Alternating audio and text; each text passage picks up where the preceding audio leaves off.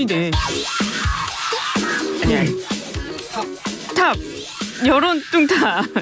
총선까지 6일을 앞두고 있습니다. 당대 내일부터는 사전투표도 시작되는데요. 뉴스킹 여론 분석 코너. 뉴스 뚱탑인가요?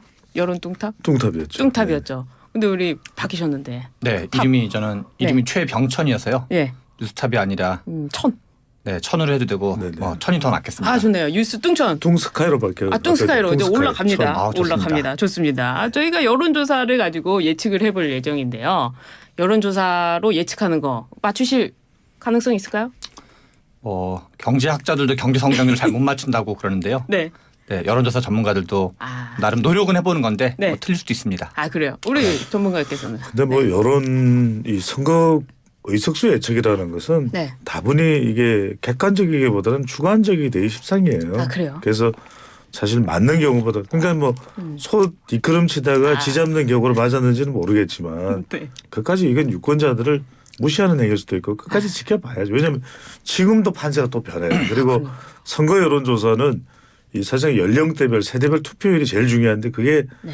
전혀 담겨 있지 않은 조사거든요. 다 그냥 똑같이 투표할 거라고 보고서 하는 것이기 때문에 끝날 때까지는 끝난 것이 아니다. 여기 배라가 아니라 여기 봐라 여기 배라. 예. 아 그래요. 그 명언을 좀 되살려야 될 것 같아요. 아 그래요. 여론조사 전문가께서도 맞추기가 어렵다 이런 말씀을 해주시는데요. 그런데요. 진짜 어려운 거는요. 지금부터 여론조사 공표가 금지되는 깜깜이 기간입니다. 두 분이 보시기에 이 기간에는 어떤 점에 주목해야 되는지 우리 최 소장님께부터 얘기해 주실까요? 실제로는 시청자 입장에서는 일단 네. 소신껏 투표하시라. 아 소식껏 투표하시라. 예, 그냥 여론이 어떻든 간에 왜냐하면 한국 정치사에서도 여론조사가 엄청 많이 틀렸던 대표적인 선거가 네. 2010년 지방선거예요. 아 2010년 지방선거. 당시에 오세훈 서울시장 후보와 한명숙 후보가 서로 붙었는데 네.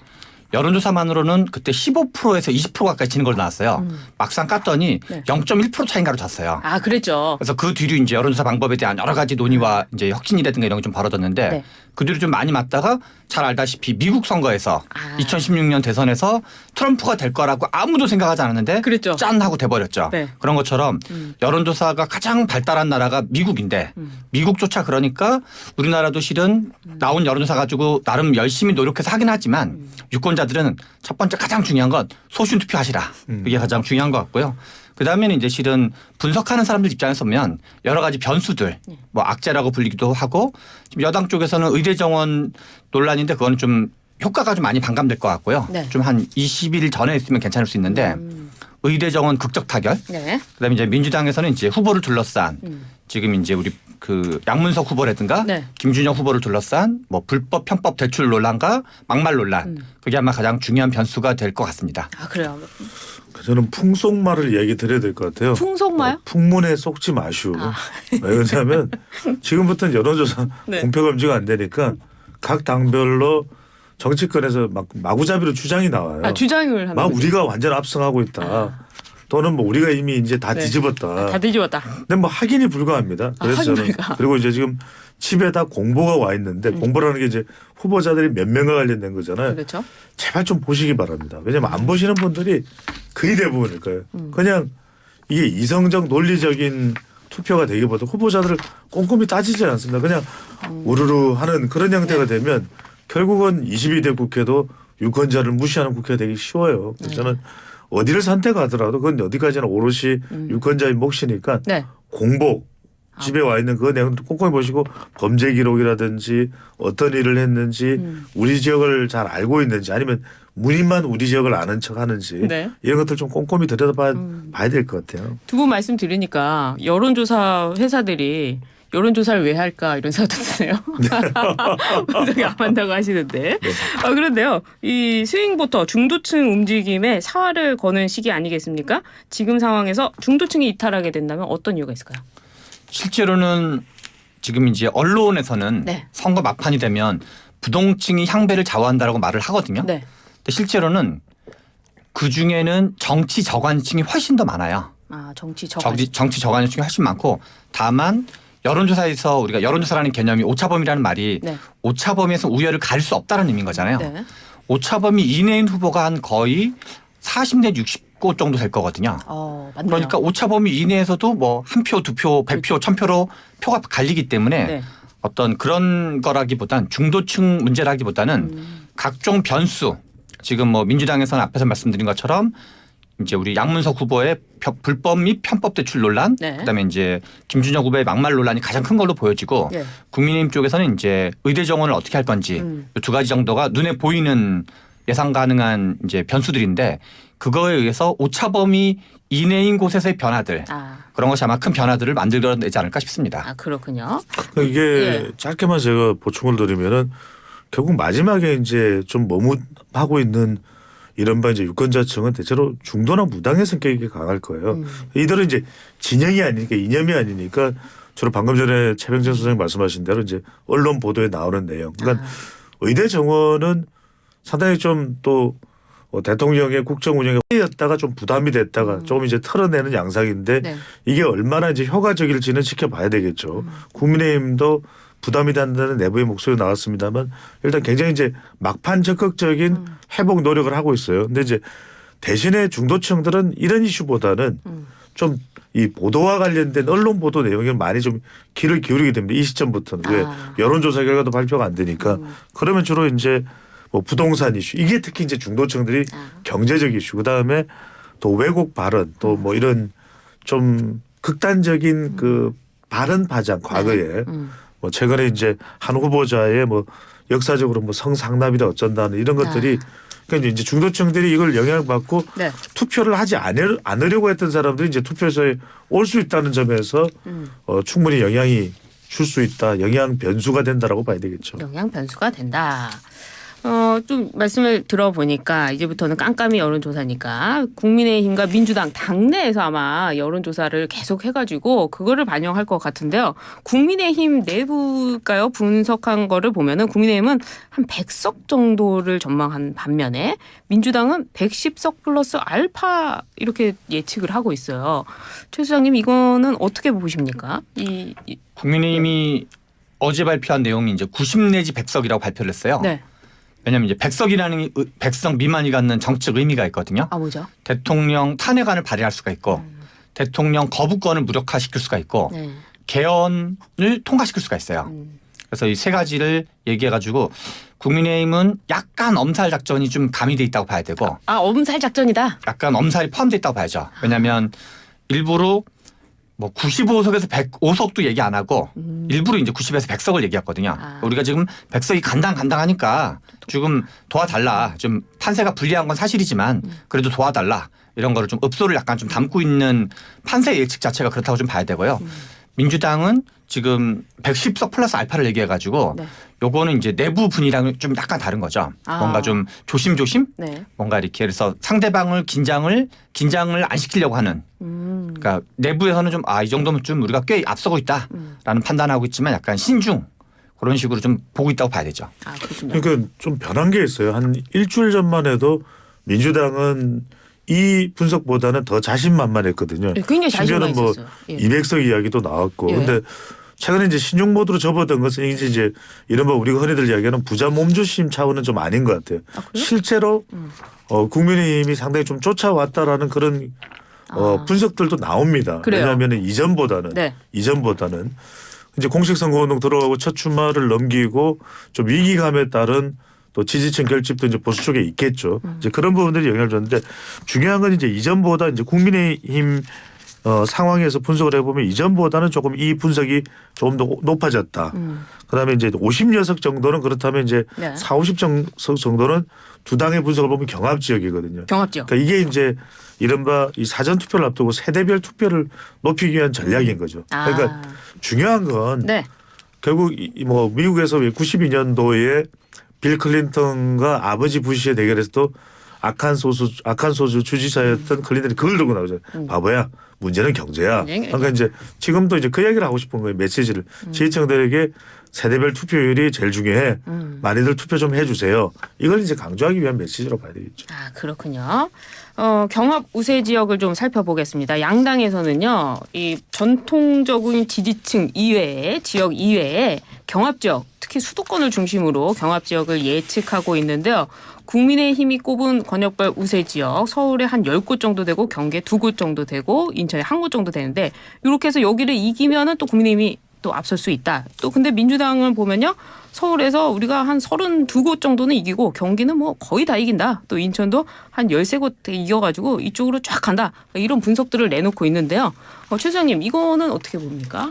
이게 이제 각 당이 보통 이제 부자 몸조심이라고 아까 얘기했는데 좀 조심스럽게 원래 얘기를 하거든요. 예. 뭔가 잘 나가는 쪽도 그렇죠. 덜 잘 나가는 것처럼 그렇죠. 또는 이제 너무 안 나가는 쪽은 우리가 좀 노력하면 될 것처럼 그런데 지금 민주당이랑 국민의힘이 우세미 경합 우세라고 보이는 데가 좀 달라요. 예. 예를 들어서 국민의힘 쪽에서는 경기를 2곳이라고 얘기를 했는데 네. 그럼 민주당은 어떻게 했냐 했더니 33곳이라고 얘기했어. 그러니까요. 무려 60개 중에서 33곳이라 그래가지고 예. 이걸 통해서 전반적인 판세는 민주당이 각 당 모두가 민주당이 많이 앞선다고 판단하고 있나 보다라고 알 수 있는 단면인 거죠. 그러네요. 우리 배 소장님 어떻게 보십니까? 그렇죠. 왜냐하면 이걸 이제 바로 제가 조사 결과를 하나 소개를 해드릴게요. 여러분들이 그걸 좀 기준으로 해서 들어보시면 네. 상당히 설득력 있게 이해를 하실 텐데 오늘 소개해드리는 모든 조사는 중앙선거여론조사심의위원회 홈페이지에서 확인 가능합니다. 연합뉴스 TV가 매트릭스에 의뢰를 해서 지난달 30일 31일 실시한 조사이고 무선 전화 면접 100% 조사인데요. 네. 만약 내일이 선거일이라면 어느 정당에게 투표하겠느냐라고 물어봤는데 국민의힘 후보를 뽑겠다가 30%, 그다음에 민주당 후보를 뽑겠다가 41%예요.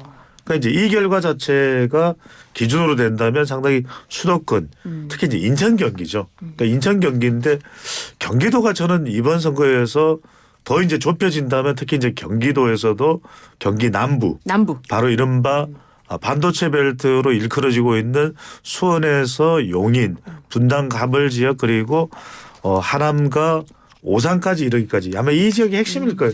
이 지역에서 네. 국민의힘 후보자가 조금이라도 배출이 된다면 그건 국민의힘이 살 길이고 네. 민주당은 또 여기를 싹쓸이 한다면 다시 한 번 더 지난 총선 정도의 파괴력을 보일 수 있는 것이기 때문에 지금 보시면은 그래서 자체 분석 이 우세 경합하는 이 결과를 보더라도 네. 국민의힘은 경기도 2곳이에요. 인천은 한 곳입니다. 지난 총선에서 인천이 한 곳이었거든요. 그렇죠. 그렇다면 이번에도 이 민주당은 경기도 33곳, 인천 거의 뭐 싹쓸이를 하겠다는 의미거든요.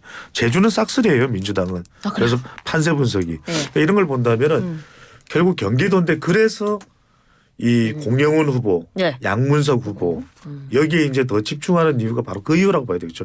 경기도를 좀 흔들어 놔야 그래 뭔가를 해볼 수 있는 것이 이제 지금 국민의힘의 상황이라고 볼 수 있는 거죠. 그렇군요. 그래서 민주당 후보들의 부동산 리스크, 막말 리스크 이거를 국민의힘이 아주 공격하고 있고요. 민주당은 좀 털어내고 싶은데 털어내지가 않는 상황이 됐어요. 민주당은 아직은 털어내지 않아도 된다고 보는 거죠. 거꾸로. 안 털어내도 이길 수 있다. 왜냐하면 예. 후보 등록이 끝난 바로 다음 날 세종의 이영선 후보를 공천을 철회해버렸어요. 그랬죠. 이제 원래 우리가 이전까지 알고 있기로는 후보 등록한 다음에는 후보가 사퇴하지 않으면 사퇴를 못 시키는 걸로 알고 있었어요. 네. 그런데 민주당이 지난번 이영선 후보를 둘러싸면서 선거관리위원회에 유권 해석을 의뢰해가지고 당에서 제명을 시켜버리면 공천을 아예 철회를 시킬 수 있다는 게 됐거든요. 그렇게 됐군요. 그래서 지금 양문석 후보와 김준영 후보를 네. 며칠 전에 양문석 후보는 현재 후보가 알아서 대응하라. 이게 현재까지 민주당의 대응이고 예. 왜냐하면 근데 반면 김준영 후보에 대해서는 네. 사과를 권고했어요. 당에서. 그렇습니다. 이 차이는 왜 생겼냐면 양문석 후보는 당에서 대응하는 게 더 이제 이슈를 키울 수 있겠다. 이렇게 판단한 거고 네. 대신 김준영 후보는 어떤 막말이라는 게 이게 별로 기분 좋지 않은 네. 여러 가지로 또 되게 자극적인 막말이거든요. 예. 젊은 여성 유권자들한테 파급력을 미칠 수 있는 막말이기 때문에 여성 비하고. 예. 그렇죠. 여성 비하라든가 여러 가지 또 역사 문제라든가 네. 또 뭐 위안부 할머니들이라든가 여러 가지를 그냥 전방위적으로 막 이렇게 지금 공격하는 그 감정을 매우 상하게 하는 막말이기 때문에 네. 이거는 당에서 가만히 있으면 안 되겠다. 사과까지를 얘기했는데 사퇴까지는 아직 안 한 거거든요. 네. 그런데 이 막말이 이 논란이 더 퍼질 가능성이 있기 때문에 당에서 조금 더 사퇴를 진전 여론의 추이를 지켜보면서 네. 이거는 도저히 방어가 안 되겠다라고 생각하면 후보 철회까지도 쓸 수 있고 현재까지는 그 중간쯤에 있다고 봐야 될 것 같습니다. 중간쯤에 있다. 이게 지금 네. 여론조사가 공표되는 금지되는 시기에 오늘 내일이 민주당으로서는 김준혁 후보 관련 고비일 것 같아요. 왜 그러냐면 우리가 항상 데이터를 볼 때 양문석 후보자도 그렇고 공영훈 후보자도 적지 않은 문제이면 분명합니다. 그런데 이게 법적인 부분이라 일반 국민들이 이해하기가 쉽지가 않아요. 그런데 지금 김준혁 후보자는 발언을 한 내용인데 이건 정말 불에 기름을 붓듯이 확 확산될 수가 있거든요. 그러면 어떤 현상이 벌어질 수 있냐면 경기도 지역이 지금 민주당으로서는 제일 중요한데 자신만만한 곳인데 여기서 중도층 또 2030 MZ세대 또 최 소장님께서 말씀하신 여성 유권자들이 국민의힘을 지지하지는 않는다 하더라도 민주당 지지층들이 안 나올 수가 있어요. 아이고 우리가 굳이 이것까지 나가서 투표를 해야 돼? 이런 상황이 벌어질 수 있기 때문에 그 숫자가 어느 정도 될지는 모르기 때문에 저는 그런 면에서는 오늘 내일이 민주당이 굉장히 고민이 깊어질 것 같아요. 처음에는 양문석 후보자는 공영훈 후보자가 매우 크다고 생각했는데 시간이 지나면서는 오히려 김준혁 후보가 더 거칠어져요. 왜냐하면 지금 서울에 있는 모 여자 대학교에서도 이화여대 사퇴를 네. 갑자기 이름을 이야기하는 사퇴를 하라고 지금 이야기를 하고 있는 상황이기 때문에 자칫 이게 경기도가 아니라 이 양문석 후보자나 공영훈 후보자와 다르게 전국적으로 번질 수가 있거든요. 그게 영향이 될 것 같습니다. 그렇군요. 민주당은 그런데요. 여당으로선 대통령 지지율과 관련해서 혹시 나한테 영향이 있는 거 아니냐 이런 후보들이 있을 것 같은데요. 사실은요. 지난번 21대 총선까지 7번 총선을 쭉 보면요. 야당이 이긴 거는 단 2회 정도밖에 되지가 않습니다. 사실은 이명박 대통령 시절에 2번의 총선을 겪었는데 그때도 집권당이 과반을 승리했어요. 이명박 대통령의 지지율이 좀 낮아도 집권당이 승리하고 또 노무현 대통령 시절에도 그러지 않았습니까? 대통령의 지지율과 여당의 총선 가능성 이 집권할 수 있는 가능성 이거 좀 상관관계가 있는 건가요? 없는 건가요? 네, 그 주장을 열심히 했던 사람 중에 한 명이 저인데요. 아 여기 계시는군요. 네, 이기는 정책에 나옵니다. 야 여기 아니, 뭐 있군요. 이기는 정책에는 안 나오고 아, 그래요? 다른 데 제가 나와요? 이제 그 칼럼이라든가 이런 걸 통해서 많이 얘기했는데요. 네. 이번에 나오겠죠. 네. 네, 우리나라에 이제 다당제가 있다가 양당제가 본격화된 네. 다당제는 지역주의에 기반한 다당제 성격이 강했고 한국 같은 경우는 양당제가 본격화된 첫 번째 선거를 2004년으로부터 볼 수가 있어요. 2004년. 2004년 총선이죠. 예. 4, 8, 12, 16, 20년 이렇게 5번의 총선이 있었는데 그 기억을 쫙 보면 네. 이 중에서 정권 심판론이 실제로 작동한 선거는 한 번밖에 없어요. 한 번이요? 2016년에 야당이 딱 한 번 유일하게 이겼죠. 예. 시야를 더 길게 보면 앞에서 앵커님 말씀하신 거랑 같고 그런데 그러면 정권 심판론이 없는 것이 아니라 네. 지금도 없다는 얘기를 하려는 게 아니라 정권 심판론으로만 이긴 건 아니라는 거죠. 예컨대 여당이 반성을 하고 여당이 이러저러 점이 우리가 부족하니까 반성하겠습니다. 혁신하겠습니다. 중도 확장하겠습니다. 하거나 야당도 뭔가 그런 게 같이 맞물릴 때 그래서 진보는 진보 더하기 중도가 연합할 때 승리했고 보수는 보수 더하기 중도가 연합할 때 승리를 했는데 가장 대표적인 경우가 2012년 총선이죠. 네. 이명박 정부 5년 차였고 이명박 대통령 지지율이 25% 정도밖에 안 됐어요. 당시에. 네. 그런데 박근혜 비대위원장이 짠 하고 등장해서 갑자기 민주당스러운 정책 경제민주화랑 복지국가 같은 걸 하면서 짠 해가지고 당시 152석 대 127석으로 이겼거든요. 예.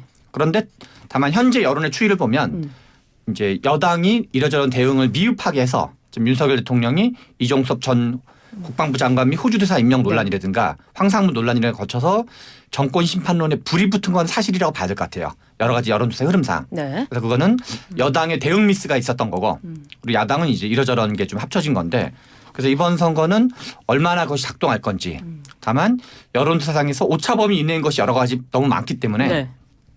이게 선거라는 게 10석을 A당이 10석을 뺏기면 그렇죠. 양당제에서는 B당이 10석을 얻게 되거든요. 그렇죠. 의석수 격차는 게 20석이 돼요. 그러니까 더블로 나는 거예요. 네, 그렇죠. 더블로 나는 거죠. 예. 그래서 이게 이제 우리가 뚱 스카이 뭐 이런 것처럼 네. 거기는 이제 더블 스카이 뭐 이런 건데 그렇죠. 그런 10석이 점에서 빠지면 20석이 빠지는 거나 그렇죠. 그래서 마찬가지예요. 실제로는 그 5석, 10석, 15석 격차가 어마어마한 차이를 불러내거든요. 그렇습니다. 그래서 그런 점에서 아마 의석수를 뭐 이렇게 저렇게 조심스럽게 예측은 하지만 그게 딱 맞다고 보기는 어려운 점이 있습니다. 그러니까 우리 선거에서는 인물의 영향이 참 커요. 인물이요? 그러니까 배성희 앵커가 말씀하신 대로 2012년의 경우에도 이명박 정부 네. 마지막 무렵이었지만 그때는 박근혜라는 존재가 있었잖아요. 그러니까 박근혜 당시에 지금 기억이 나는 게 저는 이제 뭐 제가 뭐 30년 동안 데이터 분석을 했으니까 2012년에 어떤 현상이냐면 충북을 이렇게 선거운동을 하고 박근혜 대표가 지나가면 판세가 바뀌어요. 판사 바뀌어요. 불리하던 데가 다 또 유리한 걸로 돌아서요. 그러니까 이제 그만한 영향력이 있기 때문에 그랬던 것이고 또 2016년 경우에도 사실은 그때도 여당이 가반한다는 이야기를 많이 했어요. 그랬죠. 무슨 옥새 들고 나르샤 무슨 진박 친박 뭐 쿵박 뭐 온갖 이야기가 나오기 전까지만 하더라도 우세했어요. 그런데 이제 그런 이제 상황이 벌어지기 때문에 뒤집어진 거지. 이번의 경우에도 결과적으로 네 사람이 결정한다고 보면 됩니다.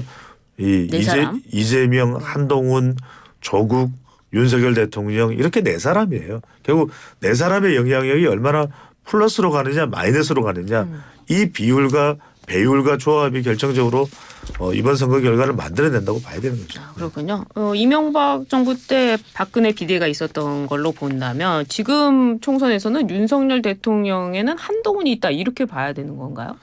이게 많은 특히 여권 쪽 분들, 네. 여권 쪽 분들은 가장 희망사항, 희망사항. 강렬한 희망사항이 2012년 박근혜 비대위원회 모델이 재현되길 바랬던 거죠. 그런데 네. 그래서 12월 26일 날 처음으로 수락연설을 했었거든요. 그렇죠. 한동훈 비대위원장이. 예. 어제인가가 이제 100일이 딱 됐었는데요. 벌써 100일이에요. 대략 한 100일 기간 동안을 평가해 보면 아직 최종 선거 결과는 안 나왔지만 네. 현재 여론의 추이 같은 걸 종합적으로 평가해 봤을 경우는 그때랑 좀 많이 달랐던 것 같다. 다르다. 그래서 이제 왜 그러면 2012년 박근혜 비대위원장과 지금 한동훈 비대위원장은 뭐가 달랐을까 생각해 보면 네. 몇 가지가 있는데 그중에 가장 중요한 거는 박근혜 비대위원장은 이명박 정부 임기 5년 차였다는 거야. 임기 5년 차였기 때문에 그리고 이명박 대통령 지지율이 여러 가지 선거에서 지지율이 엄청 떨어졌거든요. 네. 이명박 대통령이 약간 손을 놨어요. 손을 놨어요. 한번 여기서 손을 놨다는 건 좀 나쁜 의미가 아니라 박근혜 비대위원장이 알아서 해봐라.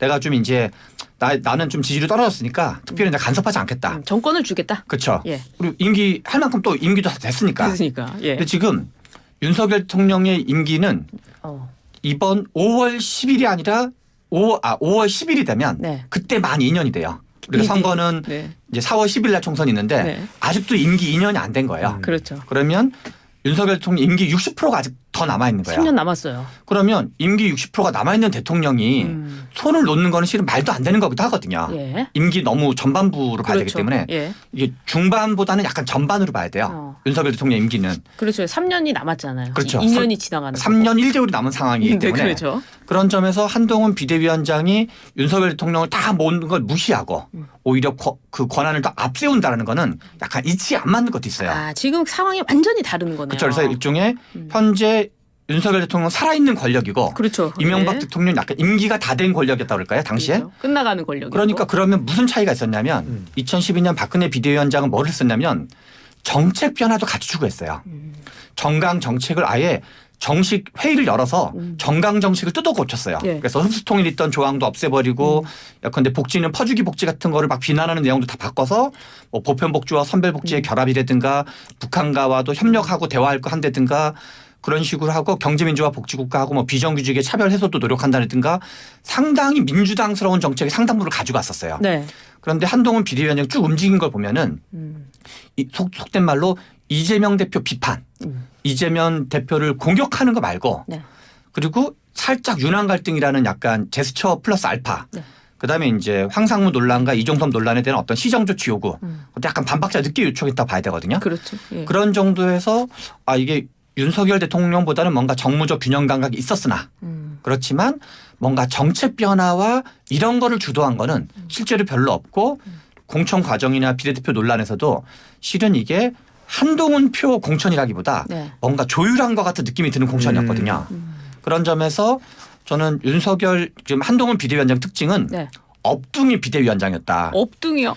우리 윤석열 대통령을 몸무게를 제가 정확히는 모르겠지만 100kg 정도로 추정을 한다고 치면 네. 윤석열 대통령을 업고 총선을 치는 걸 봐야 돼요. 그렇군요. 우리 옛날에 어머니들이 네. 이제 아이를 업고 이런저런 가사일을 보는 것처럼. 네. 그래요. 네, 그 모습을 상상하기가 좀 쉽지가 않네요. 네. 네네. 앵커님이 우리 배 소장님을 이제 업고 총선을 치르는 거랑 비슷한 건데요. 그렇게 되는 예. 거예요. 뭐 분석을 절대 뭐 그런 일은 없을 것 같고요. 그래요? 네, 결과적으로 이게 뭐냐면은 우리가 선거공학적으로 본다면은 이제 윤석열 대통령이 뭐 변해야 된다, 바뀌어야 된다, 선거를 위해서 얘기하는데 결과적으로는 이게 상수와 변수의 차원인 것 같아요. 그러니까 윤석열 대통령이 바뀔 거라고 생각하고 선거 전략을 짰으면 곤란했다는 거죠. 결과적으로는 아까 네 사람을 이야기했죠. 올해가 또 용어회니까 포용 네 사람입니다. 그러니까 이제 왜 그러냐면은 결과적으로는 차일 소장께서 말씀하신 것도 이제 이 한동훈 위원장의 차별하겠죠. 네. 그 다음에 이제 미래화, 그 다음에 통합화, 포용화 이게 나오면서 이제 이른바 선거 경쟁력을 더 끌어올리는 상황이 되는데 가령 이제 낙동강 벨트를 보면 그걸 뚜렷이 볼 수 있습니다. 낙동강 벨트에 이재명 효과는 별로 없어요. 근데 이제 조국 효과로 빠져나가는 민주당 지지층들을 방파제처럼 붙들어 둔 거죠. 그렇다면 이제 그걸 만회할 수 있는 것은 결국 한동훈 효과거든요. 네. 대통령이 뭔가 더 추가적으로 경쟁력을 불어넣을 만한 것은 없을 거예요. 예. 의대정부. 그렇다면 이제 한동훈 위원장이 뭔가 다른 차별화 전략을 해야 통해서 되는데. 예. 그걸 끌어올렸어야 되는데 그 부분이 아직 현재 시점까지는 네. 뚜렷하게 가시적으로 나타나지 않는데 며칠이 남아 있으니까 네. 어떤 카드가 있는지는 봐야 되겠죠. 그래요. 내일부터 사전 투표가 시작되는데요. 여야 대표의 행보를 살펴보면 말씀 주신 대로 전략이 보인다고 했는데요. 한동훈 비대위원장과 이재명 대표 하루에도 몇 번씩 대한민국을 정말 많이 돌아다니고 있어요. 한동훈 비대위원장과 이재명 대표 어디에 비중을 두고 있다고 봐야 됩니까? 지금 한동훈 비대위원장이 가장 많이 간 데가 네. 수원 지역이고 수원이군요. 네. 그리고 이재명 대표가 가장 많이 간 곳이 동작을이에요. 동작을 6번이나 여기서도 좀- 방문했대요. 네, 여기서도 알 수 있는 것 중에 하나가 네. 동작을은 지금 전체 서울이 48개의 선거구가 있는데요. 그중에서 강남 3구를 제외하면 거의 뭐 몇 안 되게 국민의힘 후보가 이기고 있는 지역이에요. 예. 다르게 말하면 민주당 입장에서는 거의 다 이기는데 여기만 맞아 이기면 대부분 다 이기는 거다. 약간 그런 어떤 뭐랄까 이렇게 민주당이 유리한 판세를 보여주는 상징적인 장면이고 네. 한동훈 비대위원장이 많이 가신 곳이 수원인데 네. 수원이 반도체 벨트 시작점이에요. 그렇습니다. 삼성전자 플러스 네. 알파 그다음에 경기도청 있는 곳 이런 것이기 때문에 여기를 하려고 하는데 실은 아직까지는 좀 방어가 잘 안 되고 있는 거죠. 그래서 공도 많이 들였거든요. 네. 여러 가지 후보들의 배치도 한 몇 달 전부터 미리 했는데도 아직까지 뚜렷한 여론의 반전을 아직까지는 보여주지 못하고 있는 거죠. 그래요. 이재명 대표 행보 어떻게 보세요? 이재명 대표는 네. 이번 선거를 이재명의 승리로 만들려는 전략이 다분히 있다고 봐야 되겠죠. 왜냐하면 경기도에 집중하는 이유가 본인이 경기지사 출신이잖아요. 그러네요. 게다가 이제 경기도가 수적으로 지금 우세하다고 자체적으로 판단하는 거죠. 그러면 말 그대로 이제 이 승리 자체를 봐라 이재명 대표가 경기지사 출신이고 경기도에서 압승이 네. 결국 전체 선거 결과와 연결됐다 이렇게 볼 것이고 한 위원장은 초경합 지역을 가는 겁니다. 한 곳이라도 더 one more time, 원모어 타임. one more place. 그리고 이제 두 번째로는 그래서 이제 선택과 집중을 할 수밖에 없기 때문에 네. 대체로 이제 이 한강 벨트와 낙동강 벨트에 이 한 위원장은 집중한다고 봐야 되겠죠. 그러니까 네. 나중에 선거 결과가 나왔을 때 가반 정당이 일당도 중요하겠지만 결국 서울에서의 성적이 어땠냐, 서울 부산이 어땠냐가 한 위원장에게는 향후 정치적인 미래 평가에서도 매우 중요한 지점이 될 수 있거든요. 네. 그곳에 집중한다고 봐야 되겠죠. 그렇군요. 이와 관련해서는 또 전직 대통령의 행보에도 이목이 쏠리고 있는데요.